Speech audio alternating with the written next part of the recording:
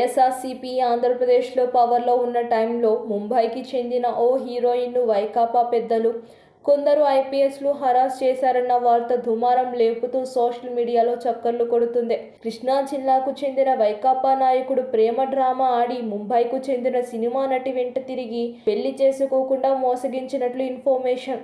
మోసపూరిత ధోరణిని సినీ నటి ప్రశ్నిస్తే ఆమె పైన, ఆమె కుటుంబ సభ్యులపైన కేసులు పెడతామని బెదిరించి భయపెట్టి తమ జోలికి రాకుండా రాజీ చేసుకున్నట్లు తెలిసింది. హెరాస్మెంట్ వర్కౌట్ అయ్యేలా యువజన శ్రామిక రైతు కాంగ్రెస్ పార్టీ ముఖ్య నాయకుడు మరో సీనియర్ ఐపీఎస్ ఆఫీసర్తో కలిసి మూకుముడిగా పనిచేసి అధికారాన్ని దుర్వినియోగాన్ని చేసినట్లు తెలుస్తోంది.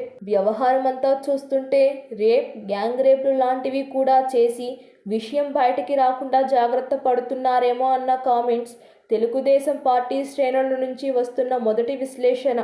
అది యువజన శ్రామిక రైతు కాంగ్రెస్ పార్టీ కాదని, యువజన శృంగార బైతు కొవ్వు పార్టీ అని తెలుగుదేశం పార్టీ నేతలు ఎద్దేవా చేస్తున్నారు. ఇప్పుడు తెలుగుదేశం పార్టీ పవర్లో ఉంది కాబట్టి బొంబాయి హీరోయిన్కి న్యాయం జరిగేలా చూస్తున్నారని ఆ వైఎస్ఆర్సీపీ పార్టీ లీడర్కు, పొలిటికల్ లీడర్లకు కొమ్ము కాస్తున్న ఐపీఎస్ ఆఫీసర్లకు తగిన బుద్ధి చెప్పే రోజులు దగ్గరలోనే ఉందనేది వాస్తవం అని తెలుగుదేశం పార్టీ నేతలు పిలుపునిచ్చి జరిగిన సంఘటన తిరిగి జరగకుండా, అటువంటి డ్రామాలకు ధైర్యం కోల్పోకుండా సోషల్ మీడియాలో పచ్చి బూతులు పలుకుతూ ఆ నాయకుడిని పోలీస్ ఆఫీసర్కు కనీసం సిగ్గు తలిగేలా చూస్తున్నారు.